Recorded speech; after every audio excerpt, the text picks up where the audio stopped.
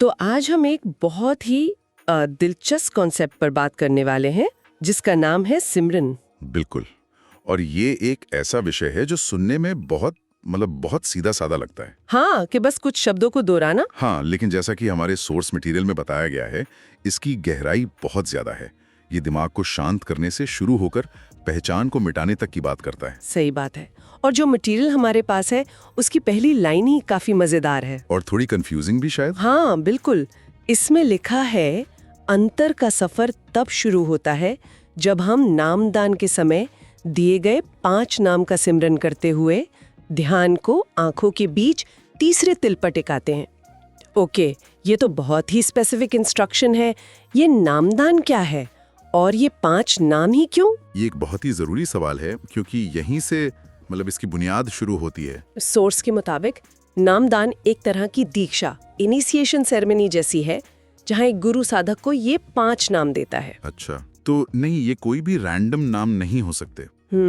इन नामों का एक खास महत्व और एक खास वाइब्रेशन माना गया है।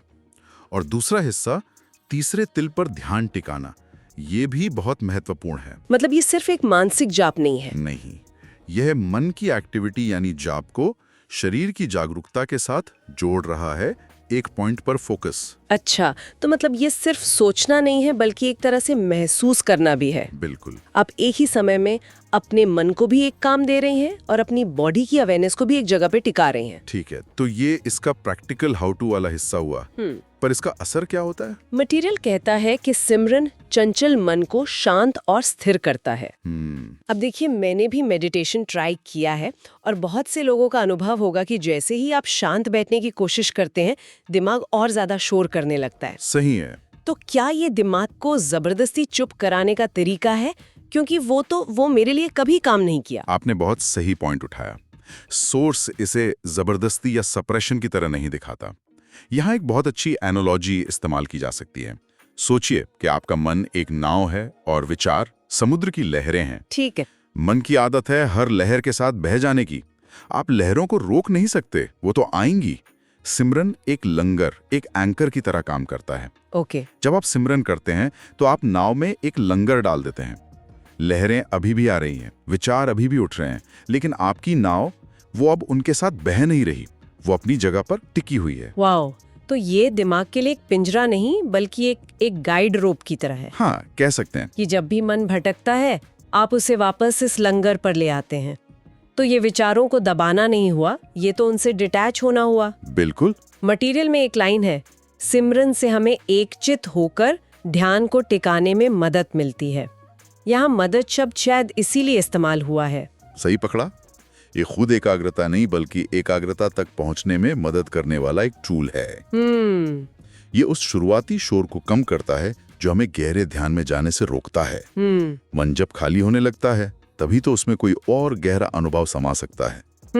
ये उसे एक काम पर लगाकर बाकी बेकार के कामों से हटा लेता है और धीरे धीरे मन को इस एक पॉइंट पर टिकने की आदत पड़ जाती है। हाँ, और उसकी जो पुरानी भटकने की आदत है वो कमजोर पड़ने लगती है। ठीक है, ये हिस्सा समझ में आया।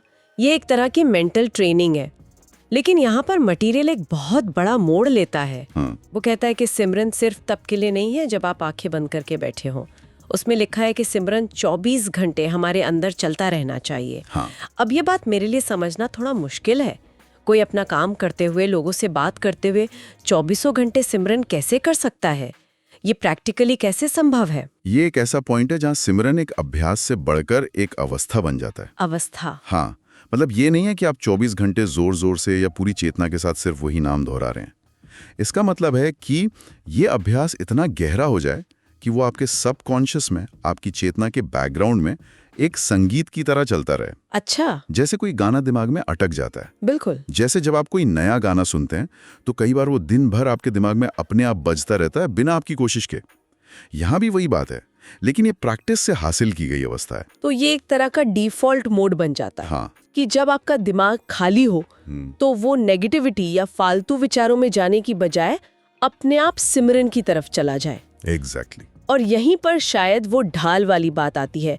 सोर्स कहता है कि सिमरन निराशावादी विचारों के खिलाफ एक ढाल है।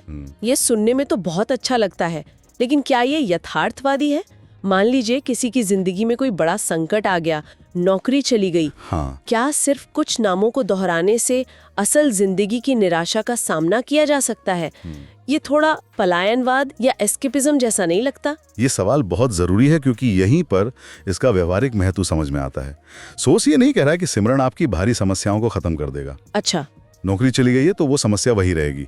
सिमरन एक बाहरी ढाल नहीं है, ये एक आंतरिक, क्या कहते हैं, साइकोलॉजिकल ढाल है। साइकोलॉजिकल ढाल। हाँ, सही बात है, हम एक लूप में फंस जाते हैं। बिल्कुल, एक नेगेटिव लूप में। अब क्या होगा, सब खत्म हो गया, मेरी ही गलती है। सिमरन इस नेगेटिव लूप को तोड़ता है। अच्छा, तो ये समस्या को नहीं बल्कि समस्या पर हमारे रिएक्शन को मैनेज करता है। बिल्कुल, जब आपके अंदर लगातार एक पॉजिटिव वाइब्रेशन या एक फोकस पॉइंट चल रहा है तो मन को इन नेगेटिव विचारों के जाल में फंसने की जगह ही नहीं मिलती। ये आपको एक मानसिक और भावनात्मक बफर देता है। आप संकट के बारे में सोच सकते हैं, उसका हल निकाल सकते हैं, लेकिन आप उस संकट की निराशा में डूबते नहीं है। तो ये रिएक्ट करने की बजाय रिस्पॉन्ड करने की ताकत देता है। एग्जैक्टली। तो ये पलायनवाद नहीं है, बल्कि दुनिया में बेहतर तरीके से रहने के लिए एक आंतरिक मजबूती हासिल करने का तरीका है। मैं समझ गई। तो ये एक तरह का मेंटल कवच है जो बाहरी दुनिया की चोटों का असर सीधे आपकी रूह पर नहीं होने देता। ठीक है, तो हमने समझा कि ये एक फोकस करने का टूल है और फिर जिंदगी में एक मेंटल शील्ड की तरह काम करता है।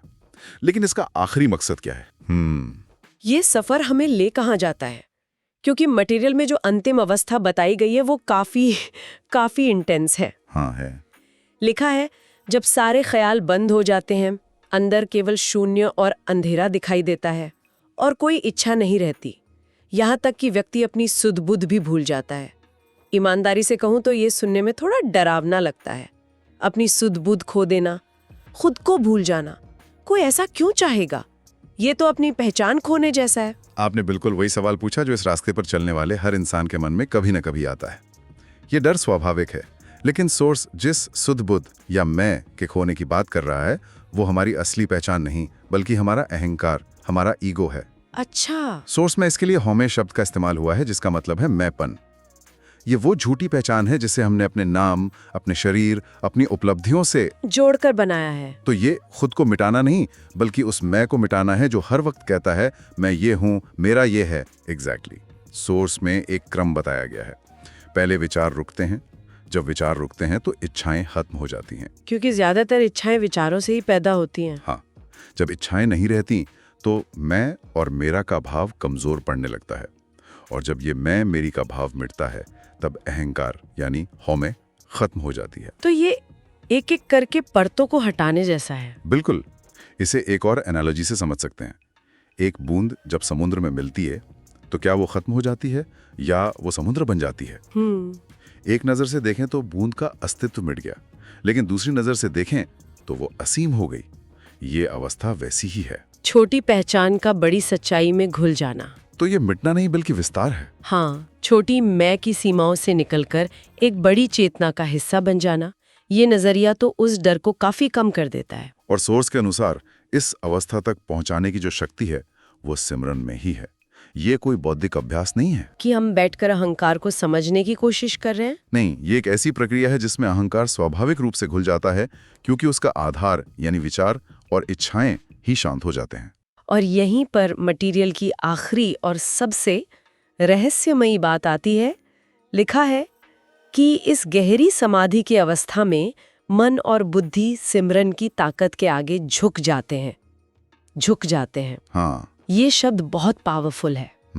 ये हार मानने जैसा नहीं बल्कि सरेंडर करने जैसा लगता है। मेरे लिए ये समझना सबसे मुश्किल है। अगर दुनिया को समझने के मेरे सबसे बड़े औजार मेरा मन और मेरी बुद्धि ही सरेंडर कर देते हैं तो फिर बचता क्या है? हाँ, तो फिर उस अनुभव को प्रोसेस कौन करता है? यह इस पूरी चर्चा का सबसे गहरा हिस्सा है। इसका मतलब यह है कि यह अनुभव तर्क और बुद्धि की पहुंच से परे है। Transrational. हाँ, ट्रांस रैशनल है, इरैशनल नहीं। यानी ये तर्क के खिलाफ नहीं बल्कि तर्क के पार है। हमारा मन और हमारी बुद्धि जो हमें इस दुनिया में जीने के लिए मिले हैं, वे भौतिक संसार को समझने के लिए बेहतरीन उपकरण हैं। लेकिन जब बात आध्यात्मिक अनुभव की आती है तो उनकी एक सीमा है। हाँ, उनकी एक सीमा है। झुक जाने का मतलब है कि वे अपनी सीमाओं को पहचान लेते हैं। वे उस अनुभव का विश्लेषण नहीं कर सकते, उसे शब्दों में बांध नहीं सकते क्योंकि वो अनुभव उनसे कहीं ज्यादा विशाल है। तो मतलब उस अवस्था में जो अनुभव होता है वो सीधा होता है, बिना मन और बुद्धि के फिल्टर के। बिल्कुल, वो एक डायरेक्ट अनमीडिएटेड एक्सपीरियंस है। इसीलिए जो लोग उस अवस्था का अनुभव करते हैं वो अक्सर कहते हैं कि इसे बताया नहीं जा सकता, सिर्फ अनुभव किया जा सकता है। अच्छा। सोर्स इसी को कुंजी कहता है। गुरु द्वारा दिए गए नाम के सिमरन की ताकत ही रूहानियत पर चलने और रूहानी नूर हासिल करने की कुंजी है। और कुंजी का काम ताला खोलना है। हाँ, और ये ताला शायद हमारे अपने मन और बुद्धि का ही है, जो हमें एक सीमित दायरे में बांध कर रखते हैं। सिमरन उस ताले को खोलता है ताकि चेतना उस दायरे से बाहर निकल सके। तो आज की हमारी इस चर्चा का सार देखें तो सिमरन एक मल्टी लेयर्ड प्रक्रिया है। बिल्कुल। ये 5 नामों को एक खास जगह पर ध्यान लगाकर दोहराने के एक सरल अभ्यास से शुरू होती है। फिर ये मन को शांत करने के लिए एक लंगर बन जाती है। इसके बाद ये रोजमर्रा की जिंदगी में नकारात्मकता से बचाने वाली एक ढाल का काम करती है। और अंत में ये अहंकार को मिटाकर एक ऐसी गहरी आध्यात्मिक अवस्था का दरवाजा खोलती है जो तर्क और बुद्धि से भी परे है। संक्षेप में कहें तो जो बात यहाँ सबसे आकर्षक है वो ये है कि ये प्रक्रिया आधुनिक मनोविज्ञान की माइंडफुलनेस से मिलती जुलती है, लेकिन एक कदम आगे जाती है। कैसे? जहां माइंडफुलनेस आपको अपने विचारों का एक डिटैच्ड ऑब्जर्वर या साक्षी बनना सिखाती है, वहीं सिमरन उन विचारों के शोर को एक खास कंपन से रिप्लेस करने की कोशिश करता है। अच्छा, तो ये सिर्फ देखकर छोड़ना नहीं बल्कि बदलना है। एग्जैक्टली। ये सिर्फ विचारों की नदी को किनारे बैठकर देखना नहीं है, बल्कि उस नदी का प्रवाह ही मोड़ देना है। ये एक बहुत ही शक्तिशाली फर्क है और ये चर्चा एक बहुत ही विचारणीय प्रश्न पर आकर खत्म होती है। सोर्स कहता है कि अंत में मैं यानी अहंकार, मन और बुद्धि ये तीनों ही आत्मसमर्पण कर देते हैं या घुल जाते हैं। हाँ। अगर अनुभव करने वाले हमारे ये सारे साधन ही शांत हो जाते हैं तो उस परम अवस्था का अनुभव आखिर करता कौन है?